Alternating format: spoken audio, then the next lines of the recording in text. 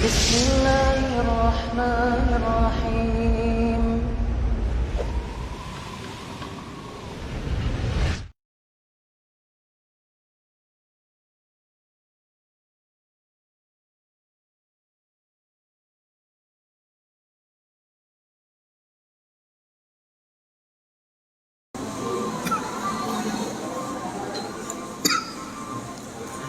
Assalamualaikum warahmatullahi wabarakatuh. Alhamdulillah rabbil alamin, wassallallahu wasallam wa baraka ala nabiyyina Muhammadin wa ala alihi wa ashabihi wat tabi'in wa man tabi'ahum bi ihsanin ila yaumiddin wa sallama tasliman katsira, amma ba'd. Para ikhwan dan akhwat, kaum muslimin wal muslimat azzakumullah. Mohon maaf sebelumnya atas keterlambatan, ya. Sebagaimana dikenal Jalan Lumajang Probolinggo macet, ya. Taib, kami sudah beda duhur berangkat, tapi ya qadarullah ma syafa'al. Taib. Pembahasan kita tentang kaidah penting di dalam memanage hati kita para jemaah. Dan banyak manusia secara umum, kaum muslimin secara khusus, yang sibuk memperhatikan zahir tanpa memperhatikan batin. Banyak yang kalau jasad, ya, menghiasi jasadnya, kalau jasadnya sakit, ya segera diobati, kalau kedinginan segera dihangatkan, diselimuti dan semisalnya. Tapi yang paling inti dan penting adalah hati kurang memperhatikan. Maka di bawah ini ada beberapa penjelasan dari para ulama tentang usul nafisah fi islahil qulub. Ya. Kaidah-kaidah atau prinsip dasar yang sangat bermanfaat di dalam memperbaiki hati. Yang pertama para jemaah sekalian, al-qalbu mawdi'un nadharillahi ta'ala. Kaidah pertama atau prinsip pertama dalam memanage hati kita adalah bahwa hati maudi'un nadharillahi ta'ala. Hati adalah medan yang dipandang oleh Allah. Jadi Allah tidak melihat rupa, Allah tidak melihat jasad. Sebagaimana kata Nabi sallallahu alaihi wasallam dalam hadis Muslim dari sahabat Abu Hurairah radhiyallahu anhu, di mana Rasul sallallahu alaihi wasallam mengatakan, innallaha ta'ala la yanzuru ila suwarikum wala ila ajsamikum walakin yanzuru ila qulubikum wa amalikum. Sesungguhnya Allah Subhanahu wa taala tidak melihat rupa, bentuk, jasad, ganteng, cantiknya, tidak. Allah tidak lihat itu. Tapi yang Allah lihat adalah hati dan amalan para jemaah. Maka perkara yang sangat mulia pada seseorang, pada diri manusia adalah qalbuhu, hatinya. Dan itulah sarana atau tempat atau medan yang dilihat oleh Allah Subhanahu wa taala. Dan Allah memberikan anugerah berupa iman, berupa keyakinan kepada hati. Bahkan Allah menyebutkan dalam surah Al-A'raf ayat 26 para jemaah. Di situ ada dua pakaian. Satu pakaian jasad, dua pakaian hati. Pakaian jasad adalah pakaian yang menutup aurat jasad. Dan di situ ada pakaian hati, yaitu pakaian takwa. Wa libasu taqwa dzalika khair, kata Allah. Ya bani Adam, qad anzalna 'alaikum libasan yuwari sawatikum warisha. Wahai anak Adam, kami telah turunkan atas kalian pakaian yang menutup aurat kalian. Dan libasut taqwa dzalika khair. Namun pakaian takwa dia lebih baik. Pakaian takwa lebih baik. Maka Allah taala menurunkan dua libas di situ. Dua pakaian. Libasan zahiran, ya, pakaian untuk hal yang zahir, dan libasan batinan wa hiya taqwa. Nah,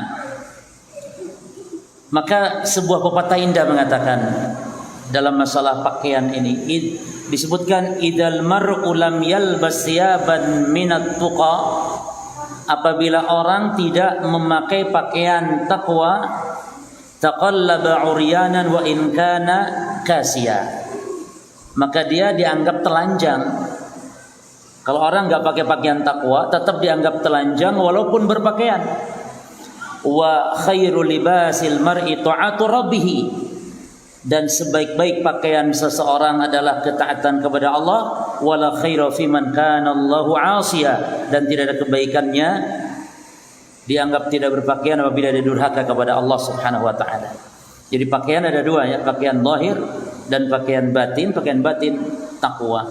Maka Allah mengatakan dalam surah Al-Ahzab ayat 51 tentang masalah hati ini, kata Allah, wallahu ya'lam ma fi qulubikum, dan Allah mengetahui apa yang ada di dalam hati kalian.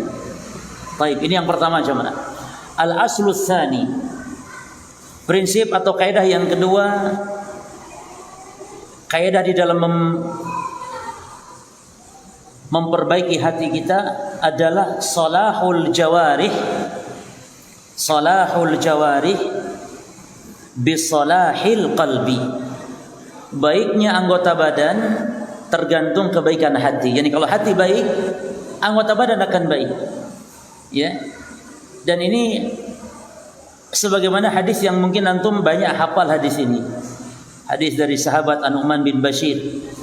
Ketika Nabi mengatakan, ala wa inna fil jasadi mudghah, idza salahat salahal jasadu kulluh wa idza fasadat fasadal jasadu kulluh, ala wa hiya al-qalbu. Ketahuilah, dalam jasad ini, kata Nabi, ada segumpal daging yang kalau baik itu baik seluruh jasad, kalau buruk dia maka buruk seluruh jasad, ala wa hiya al-qalbu. Ketahuilah bahwa segumpal daging ini maksud adalah hati, kata Nabi. Dan di dalam hadis qudsi para jemaah, ketika Allah mengatakan dalam hadis qudsi tentang tolak ukur, ya, kebaikan dan keburukan adalah ada pada hatinya. Yaitu Nabi bersabda tentang sebuah firman Allah, yakni hadis qudsi, di mana Allah berfirman, ya ibadi, perhatikan jemaah, law anna awwalakum wa akhirakum wa insakum wa jinnakum, perhatikan, kanu ala afjari qalbi rajulin wahid. Wahai hambaku, kata Allah, seandainya manusia dari sejak awal dan sampai akhir, baik manusia atau jin, berada di atas, perhatikan, afjari qalbi rajulin wahid, disebutkan yang paling buruk hatinya, disebutkan di sini. Kalau seandainya seluruh manusia berada dalam satu hati yang paling buruk, mana qasadalika min mulki syai'an, tidak berkurang kerajaanku sedikit pun. Disebutkan dalam hadis ini yang paling buruk hatinya sekalipun. Berarti para jemaah di sini dalil atau menunjukkan bahwa annal asla fit taqwa wal fujur fil qulub, bahwa hukum asal yang namanya ketakwaan atau kebaikan dan keburukan-keburukan tolak ukurnya di hati. Makanya Nabi mengatakan at-taqwa hahuna, at-taqwa hahuna, at-taqwa hahuna, kata Nabi. Nah, maka ini menunjukkan bahwa idza barral qalbu wattaqa bi baratil jawarih. Kata para ulama seperti Al-Imam Ibn Rajab, ya, ketika mensyarahkan hadis tadi, beliau mengatakan fa idza barral qalbu wattaqa baratil jawarih. Apabila hati baik, maka anggota badan akan baik. Sebaliknya, wa idza fajaral qalbu fajaratil jawarih. Apabila hati rusak, hati buruk, hatinya busuk, jelek, maka anggota badan akan berbuat keburukan. Dikuatkan oleh hadis Nabi tadi, ala wahiyal qalbu, kata Nabi. Ketahuilah yang dimaksud adalah hati. Ya, baik. Sebuah hadis lagi yang diriwayatkan oleh Al-Imam Ahmad, hadis sahih, disahihkan oleh Syekh Albani rahimahullah taala dalam At-Targhib wa Tarhib, Sahih At-Targhib wa Tarhib, dari sahabat Anas bin Malik. Nabi SAW mengatakan, la yastaqimu qal imanu abdin hatta yastaqima qalbuh. Perhatikan jemaah, tidak akan lurus iman seorang hamba sehingga lurus hatinya. Subhanallah. Jadi tolak ukur iman di hati. Wala yastaqimu qalbuhu hatta yastaqima lisanuh. Dan hati tidak akan lurus sehingga lurus pula lisannya. Kalau hati lurus, lisan pun akan lurus. Maka tidak benar ya orang-orang yang mengatakan yang penting amal ya, masalah hati nomor sekian lah ya jemaah. Yang penting juga semuanya ya, amal itu ya hati ya lisan, semuanya penting. Dan yang paling penting adalah hati, karena hati malikul jawari, hati raja daripada anggota tubuh kita. Ustaz, adzan dulu. Adzan. Baik, kita adzan dulu. Fadhal.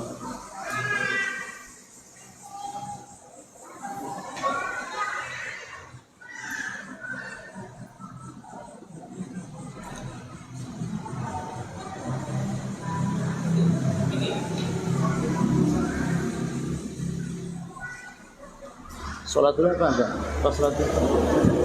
Kita sholat dulu aja atau lanjut? Lanjut.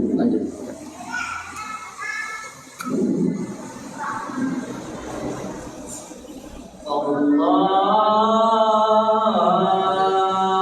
Akbar. Oh ya, salam.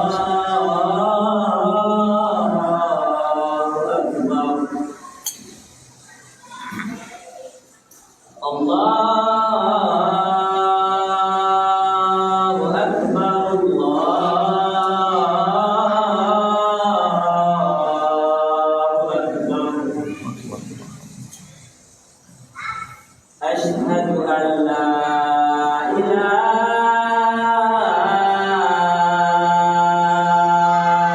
illallah.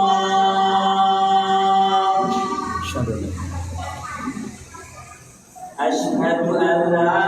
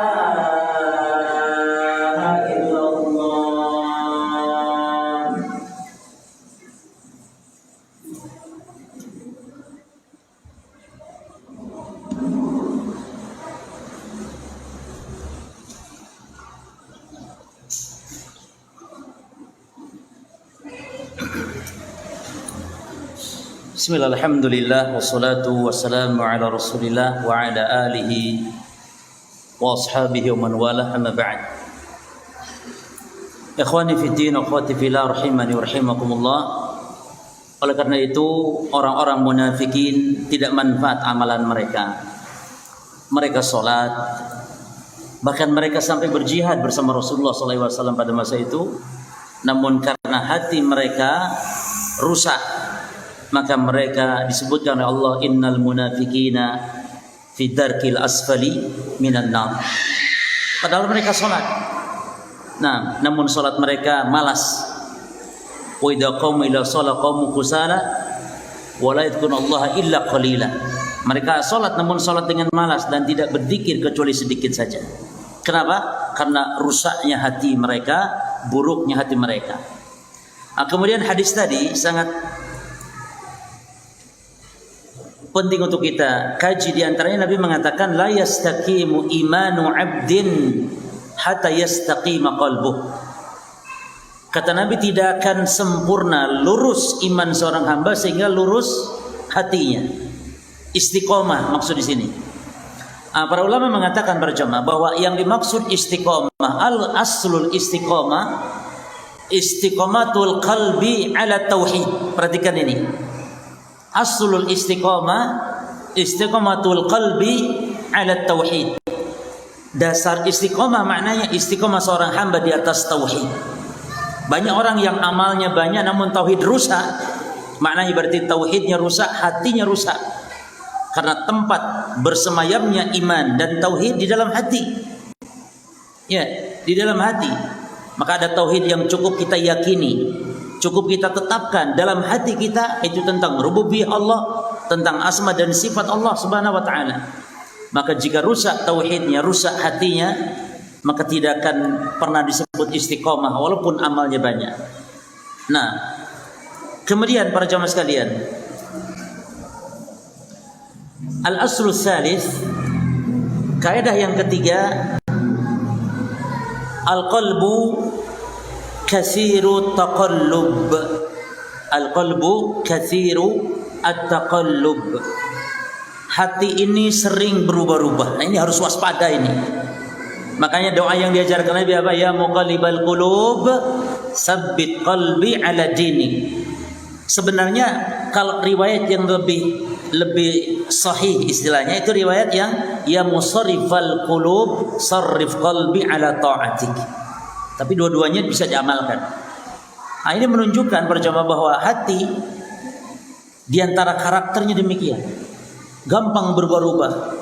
Makanya kenapa Nabi banyak membaca doa tadi?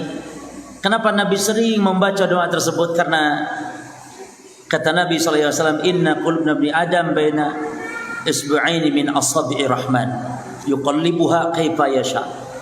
Karena hati Bani Adam di antara jari atau di antara dua jari jemari di antara jari jemarinya Allah Azza wa Jalla, yang Allah bisa gelincirkan kapanpun, Allah bisa robah kapanpun. Maka di antara doa Nabi demikian, ya Allahumma ya muqallibal qulub, tsabbit qalbi ala dinik. Bahkan Nabi sendiri menyebutkan kalau hati itu gampang berubah.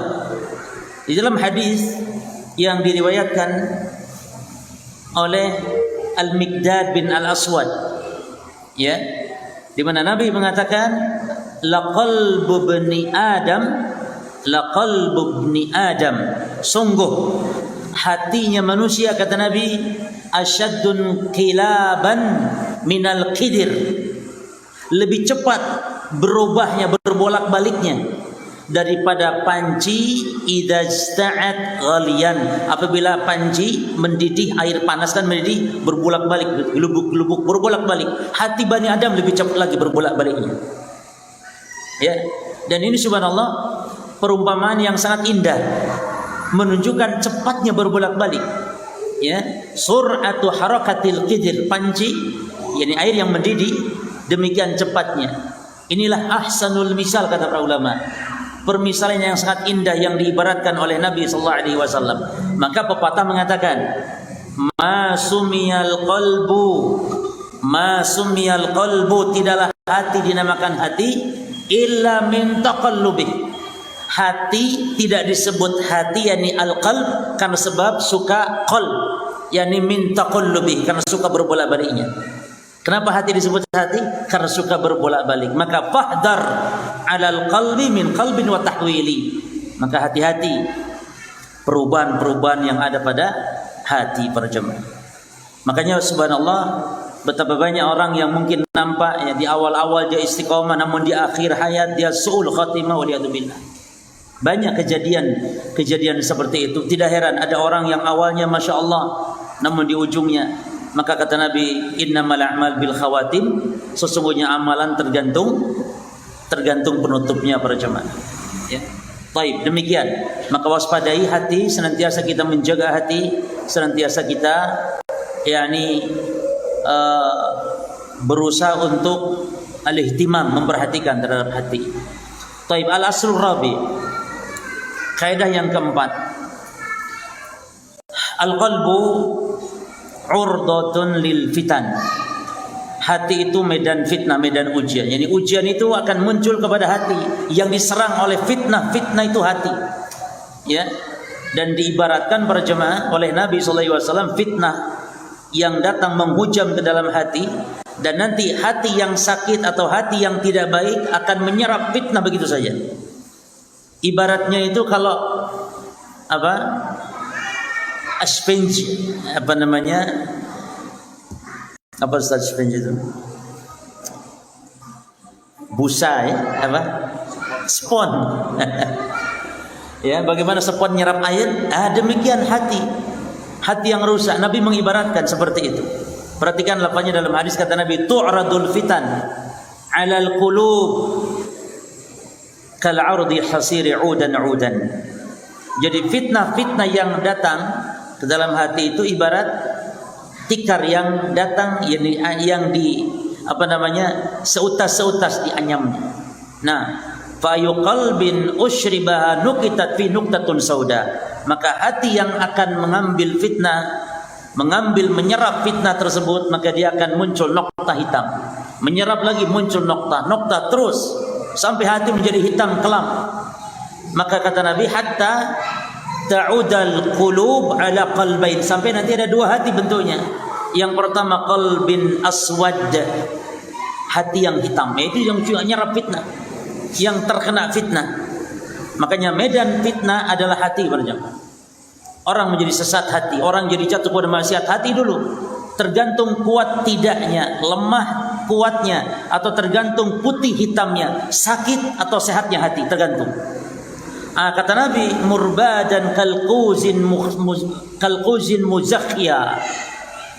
Hati yang seperti itu seperti kalquz, seperti wajan yang terbalik. Bagaimana wajan terbalik? Enggak ada guna. La ya'rifu ma'rufan wa la yunkiru munkara. Enggak mengingkari kemungkaran dan juga tidak menerima, tidak kenal, tidak tahu kebaikan. Celakanya hati yang seperti ini jemaah, yang sunnah dianggap bid'ah, yang bid'ah dianggap sunnah, yang tauhid dianggap syirik, yang syirik dianggap tauhid. Terbalik sudah. Bagaimana panci terbalik? Demikian.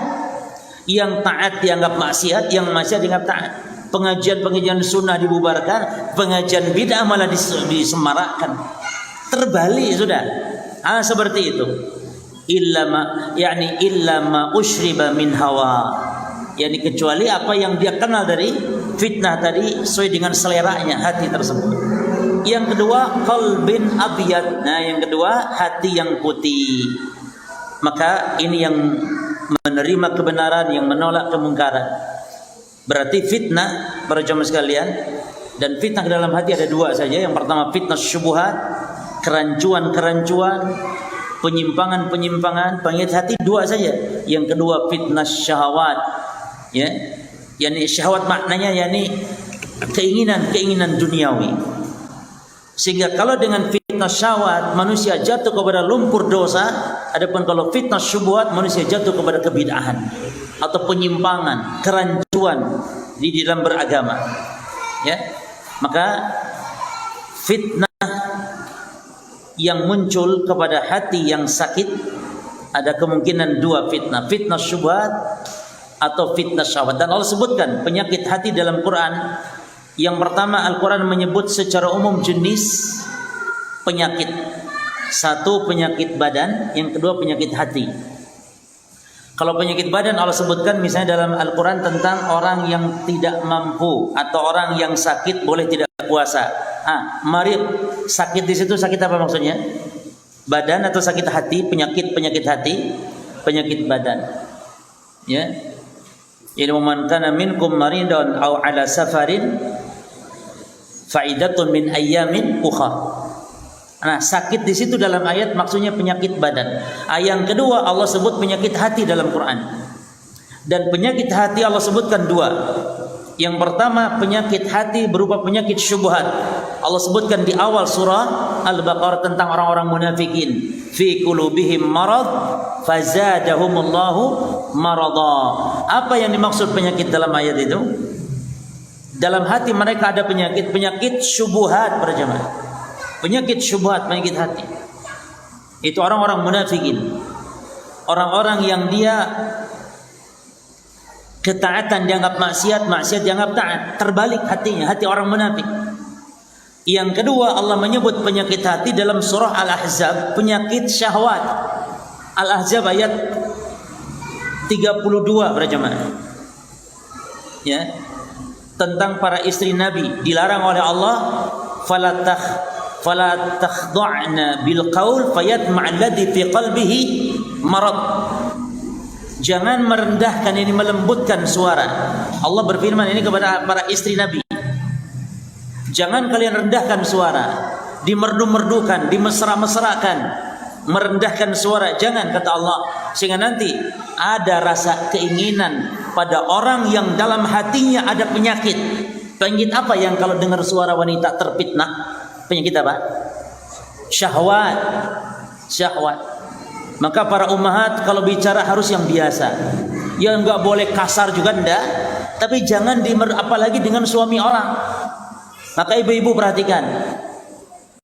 Kalau ada yang nelpon itu jangan suara Assalamualaikum, Waalaikumsalam. Jangan.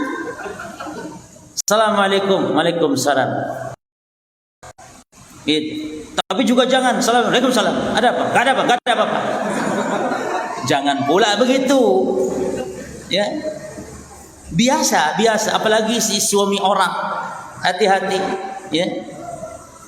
Oleh karena itu Allah mengatakan kepada para istri Nabi loh yang keimanannya bisa saja berbeda dengan manusia atau para istri biasa, namun Allah jaga, pelihara, jangan sampai memfitnah.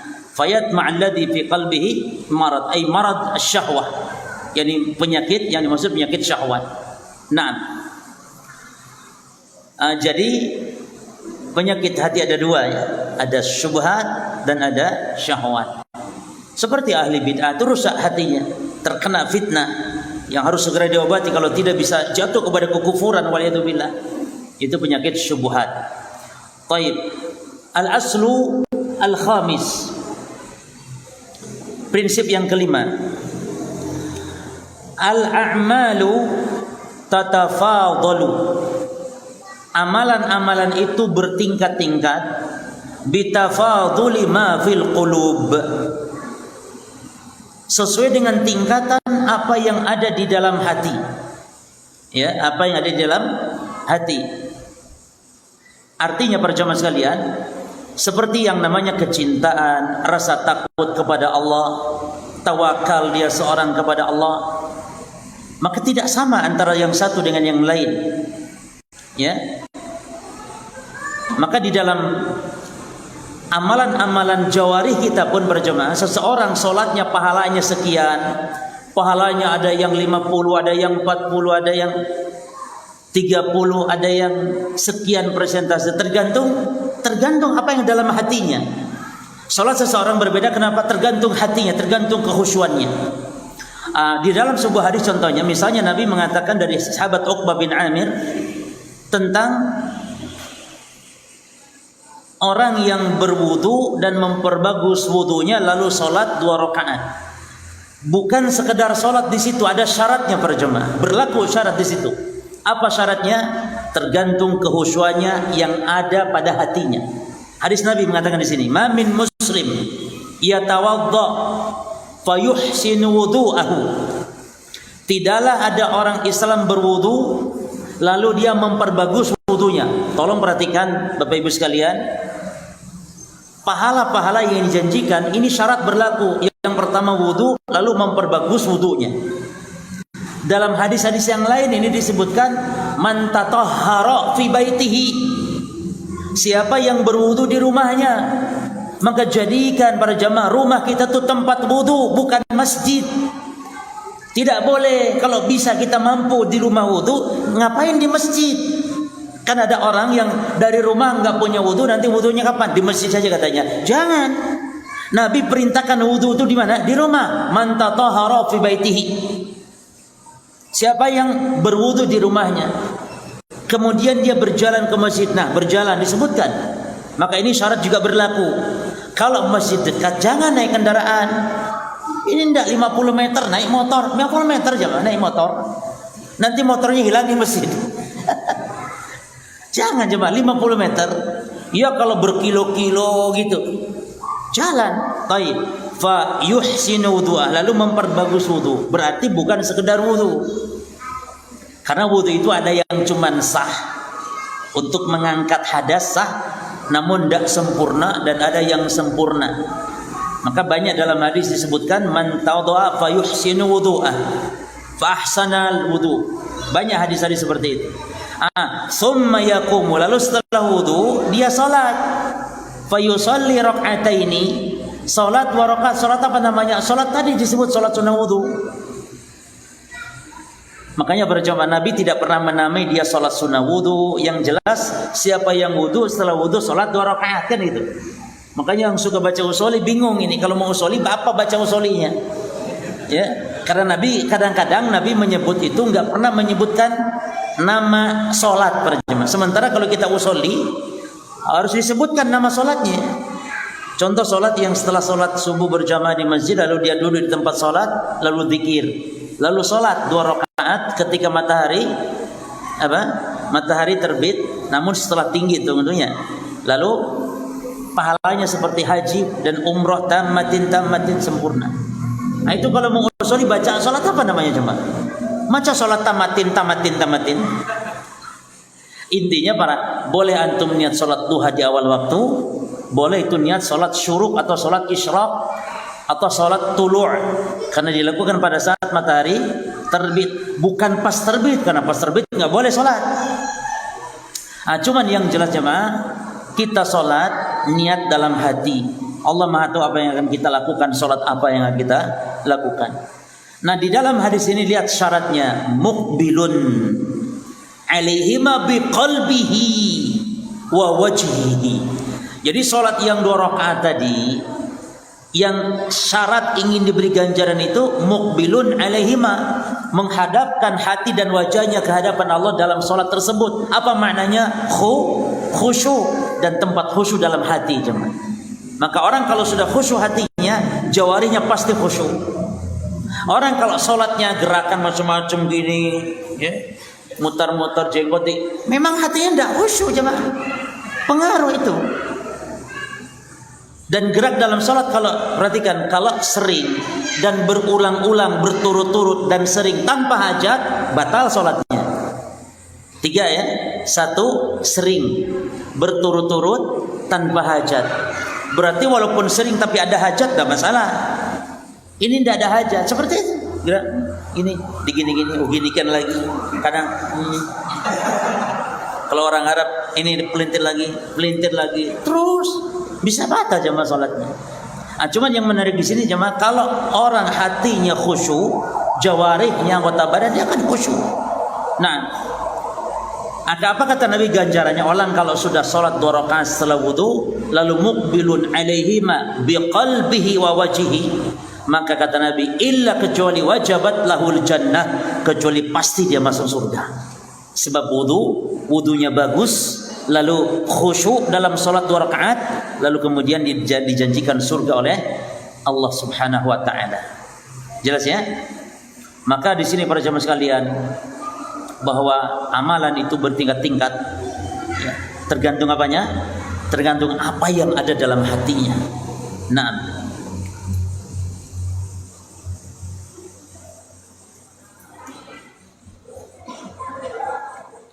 kemudian al-aslu sadis, kaidah yang ke-6.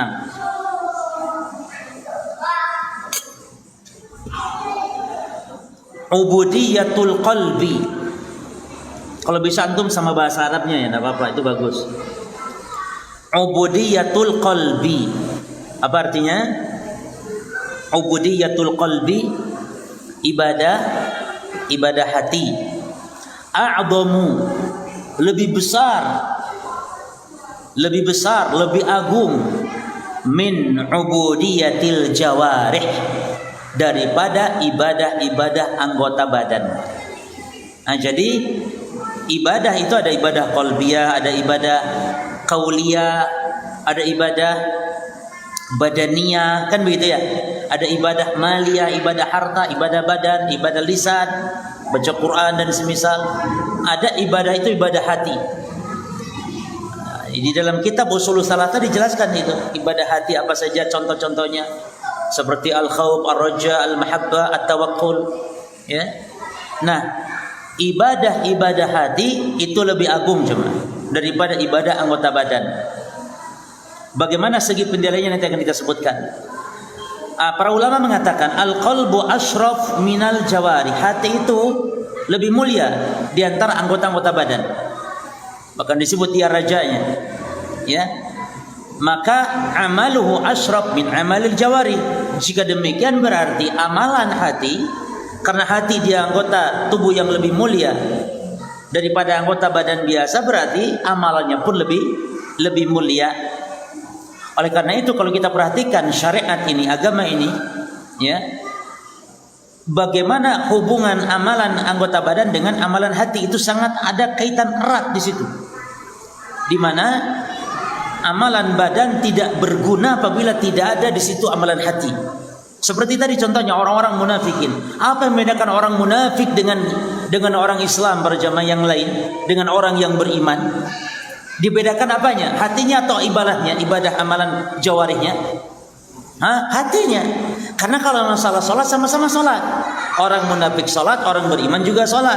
Orang munafik bahkan sedekah, orang beriman sedekah. Orang munafik juga berjihad di zaman Rasul. Orang beriman juga berjihad. Yang membedakan adalah hatinya.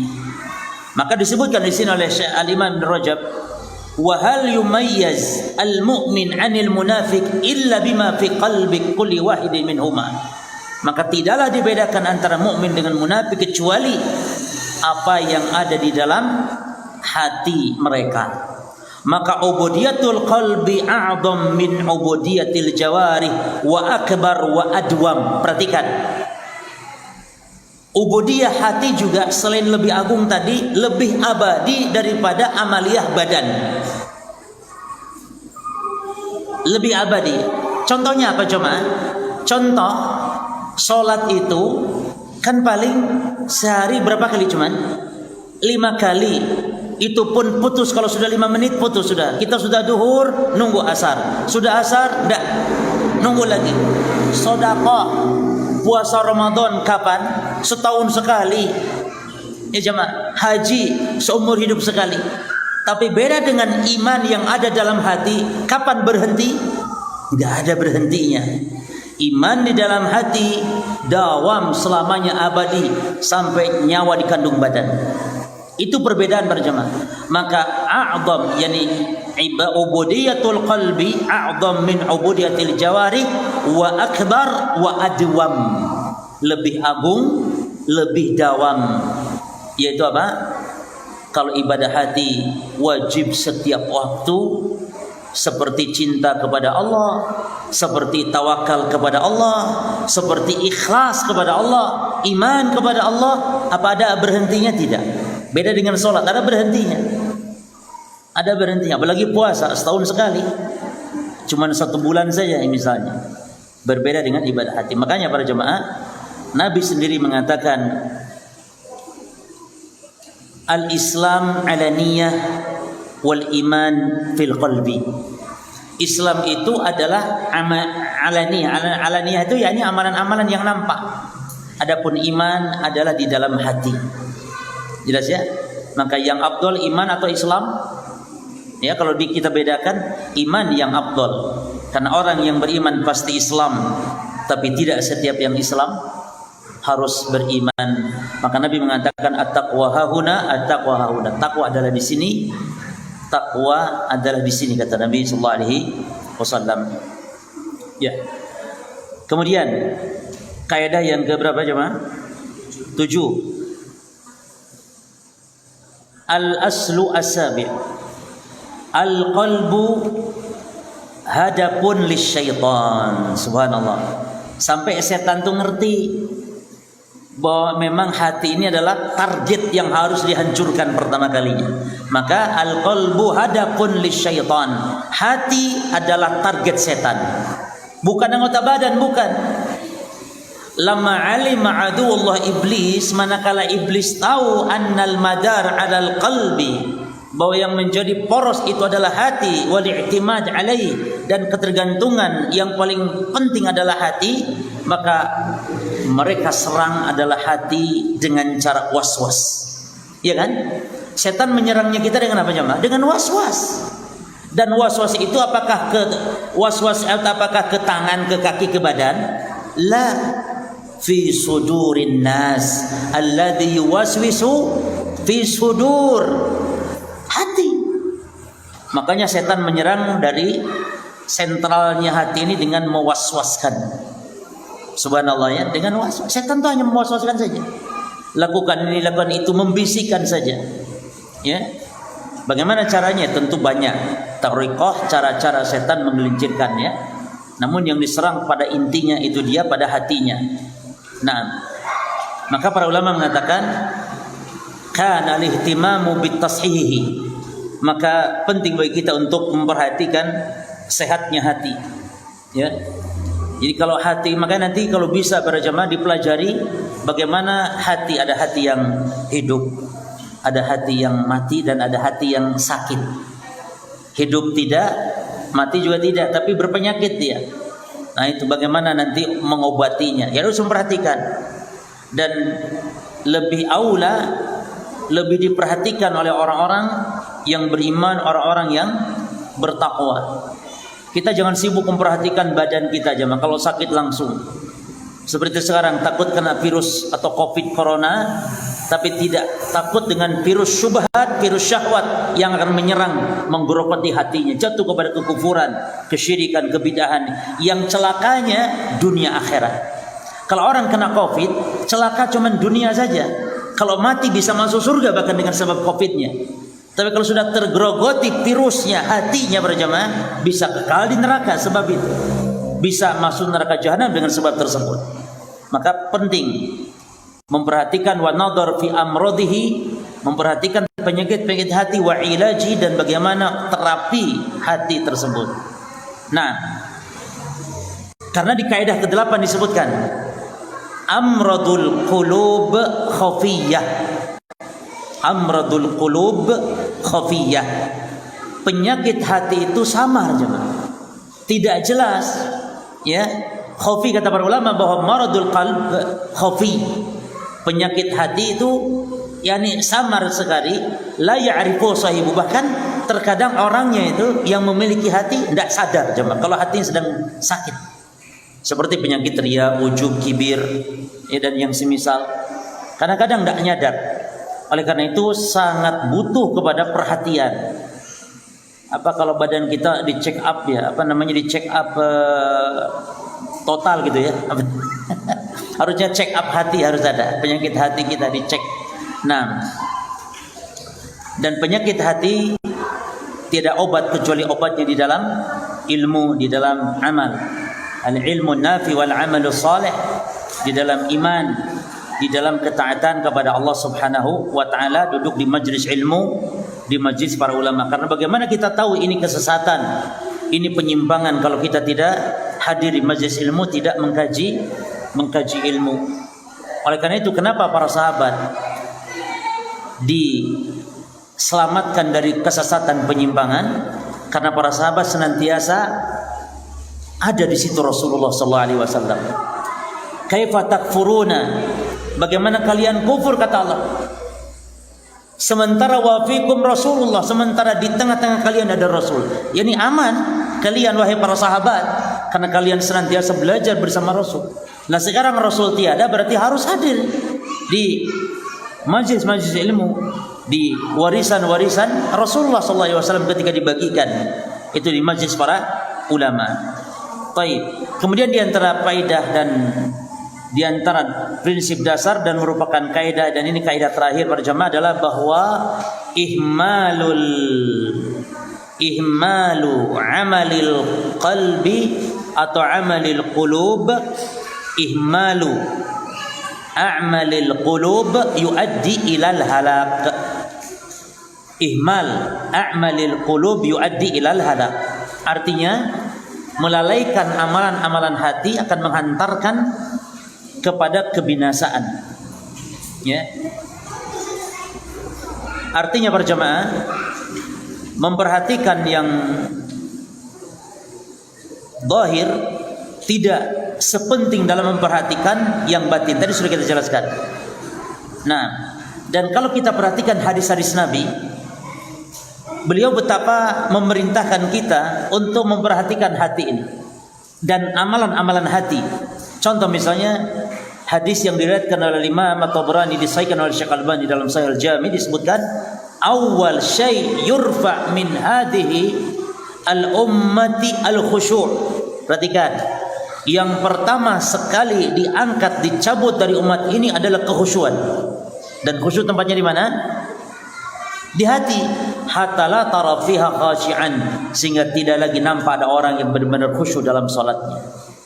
Nah, dan aslul khusyuk adalah linul qalb, ya, wa riqatuhu wa sukunuhu, yakni diamnya hati, tenangnya hati, itu khusyuk. Nah, maka kenapa solat kita para jemaah tidak pernah solat menjadikannya pencegah, ya, perbuatan keji dan munkar, padahal Allah mengatakan inna solata tanha anil fahsya'i wal munkar. Karena itu tadi dicabut rasa khusyuk, waliyadzubillah. Nah, kemudian contoh hadis yang lain, misalnya Nabi mengatakan 3 orang yang pertama kali yuqda yaumil qiyamah, dalam lafaz 3 orang yang mereka pertama kali dinyalakan api neraka. Siapa yang tahu? Siapa yang pertama? Nah, mereka adalah orang-orang yang rajin menuntut ilmu, membaca Al-Quran. Yang kedua yang rajin sedekah, yang ketiga yang berjihad di medan perang. Namun rusak hatinya. Allahu Akbar. Apa yang rusak pada mereka? Amalnya Masya Allah membaca Quran, amalnya Masya Allah menuntut ilmu agama, namun yang disebut sebagai orang alim. Ini yang membuat rusak mereka. Apa yang rusak, badannya atau hatinya? Hati jemaah, karena ikhlas tempatnya di mana? Di hati. Ria itu jemaah tempatnya di hati, makanya tidak boleh kita nuduh sembarangan orang itu ria, nggak boleh. Ria tempatnya di hati, ikhlas tempatnya di hati. Maka amalan yang hebat namun hatinya rusak, hancur sudah. Maka penting orang yang melalaikan amalan-amalan hati akan jatuh kepada kebinasaan. Waliyadzubillah. Lihat mereka, ini amalan hebat semuanya, namun mereka justru yang pertama kali dilemparkan ke dalam api neraka. Mujahid di jalan Allah, berjuang, berperang, namun ingin disebut syuja', ingin disebut sebagai pemberani, ingin disebut pahlawan. Yang dermawan itu ingin disebut orang yang dermawan, padahal amal luar biasa. Contoh yang lain berjamaah, hadis-hadis Nabi diantaranya tentang hadis di Arba'in Nawawi tentang masalah catatan takdir. Lalu Nabi menyebutkan innar rajula ya'mal amala ahli jannah. Ada orang yang beramal dengan amalan ahli surga, yakni rajin ibadah gitu jemaah. Lalu wa huwa min ahli nar. Tapi ternyata dia ahli neraka dan masuk ke dalam neraka. Tahu kenapa sebabnya? Dalam hadis ini dikatakan mereka beramal dengan amalan ahlul jannah fima yabdulin nas. Amalan ahli surga ini pada pandangan manusia, tapi apanya yang rusak? Jadi pada pandangan manusia, pandangan orang, dilihat orang memang dia kaya ahli jannah, rajin sholatnya, rajin sedekah, rajin puasa, namun ternyata rusak sehingga dia masuk neraka akhirnya. Maka penting kita memperhatikan amalan-amalan hati. Jadi sabda Nabi, fima yabdulin nas, amal-amal ahli surga pada pandangan manusia ini isyarah. Ini sebagai tanda anna batinal amr yakun bi khilafi dzalik. Yani hatinya tidak sesuai dengan apa yang ada pada pandangan manusia. Mungkin tidak ikhlas, salatnya salat namun ria, belajar agamanya iya namun ria. Insyaallah besok kita kaji masalah ini. Tentang ada para penuntut ilmu bagaimana agar berkah dalam kita menuntut ilmu. Ya. Baik, contoh hadis yang lain. Jemaah, doa Nabi tadi dari Anas bin Malik, kana Rasul sallallahu alaihi wasallam yuksiru an yaqul Allahumma ya muqallibal qulub tsabbit qalbi ala din. Nabi banyak, perhatikan lafadznya, banyak membaca doa ini. Lalu Anas tanya, ya Rasulullah, amina bika wa bima jita bih. Ya Rasul, kami telah beriman kepada engkau dan kami juga iman apa yang kau bawa ya Rasul. Lah sekarang fahal takhafu alaina, apa yang membuat engkau khawatir kepada kami? Kami telah beriman. Yani kenapa terus minta hidayah? Kenapa minta hati agar diteguhkan di atas hidayah? Kenapa ya Rasul? Jadi para sahabat, yani maksudnya Anas bin Malik merasa tenang. Tapi Nabi kok kayak khawatir hati ini akan digelincirkan. Barulah Nabi mengatakan, na'am. Iya, kata Nabi, aku takut innal qulub baina usbu'aini min asabi'illah, karena hati ada di antara dua jari jarinya Allah, yuqallibuha kaifa yasha, yang Allah akan bolak-balikan, Allah akan gerakan, gelincirkan yang Allah kehendaki. Maka jemaah sekalian, dari hadis-hadis tadi menunjukkan pentingnya kita untuk al-ihtimam bi amalil qulub, untuk memperhatikan amalan-amalan hati, dan ihmalu amalil qulub tuaddi ilal halak, dan melalaikannya amalan hati menghantarkan kepada kebinasaan. Makanya para salaf dahulu sangat khawatir, tidak ada yang merasa aman para jemaah. Sebagaimana Ibnu Abi Mulaikah seorang tabi'in mengatakan, adraktu salasina min ashabin nabi, aku telah berguru dengan 30 sahabat Nabi, kulluhum yakhafuna ala nifaq, seluruhnya mereka khawatir. 30 orang sahabat itu seluruhnya khawatir jatuh kepada kemunafikan. Subhanallah. Makanya Umar bin Khattab, kalau ada orang yang meninggal mesti melihat Hudzaifah bin Al-Yaman. Karena Hudzaifah ini termasuk di antara sahabat yang dijuluki sahibus sir Rasulillah, yakni sahabat yang tahu rahasia-rahasia tentang akhir zaman, tentang fitnah, termasuk catatan orang-orang munafik diberitahu oleh Nabi kepada Hudzaifah bin Al-Yaman. Maka Umar selalu tanya, Hudzaifah, demi Allah, apakah Umar ada enggak dalam tanda catatan daftar orang munafik? Allah, Umar bin Khattab. Kata Hudzaifah, tidak ada wahai Umar, tenang, tidak ada. Maka setiap kali ada orang yang meninggal, Umar lihat Hudzaifah menyolatkan jenazahnya, tidak. Karena kalau Hudzaifah enggak solatkan jenazah, maknanya tahu Hudzaifah kalau itu orang munafik. Sangat hati-hatinya para sahabat terhadap jatuh kepada kemunafikan, dan ini adalah merupakan penyakit-penyakit hati yang mereka sangat berhati-hati berjemaah. Maka Al-Imam Al-Hasan Basri juga mengatakan, an-nifaqu ikhtilafus sir wal alaniyah wal qaul wal amal. Nifaq adalah berbedanya antara amalan-amalan yang rahasia dengan amalan-amalan saat di hadapan orang ramai. Subhanallah. Sampai begitu mereka khawatir. Itu namanya kemunafikan. Ini para salaf dulu kalau kita lagi sholat sendiri lebih beda gitu daripada ketika sholat di hadapan orang ramai, itu khawatir jatuh kepada kemunafikan. Walaupun itu boleh seorang muslim sholat ketika sendiri beda dengan sholat ketika orang ramai. Mungkin ketika sholat sendiri lebih khusyuk panjang, tidak masalah. Tapi ketika orang ramai kok sedikit, atau sebaliknya, ketika sendiri kok cepat sholatnya, ketika di hadapan orang banyak kok khusyuk. Ya mungkin karena di masjid enak, pakai AC, khusyuk, tenang, daripada di rumah berisik anak-anak di rumahnya, mungkin sholatnya sebentar. Kalau di masjid kok lama, karena masjidnya enak, tidak masalah. Namun para salaf khawatir itu tanda-tanda kemunafikan, ya.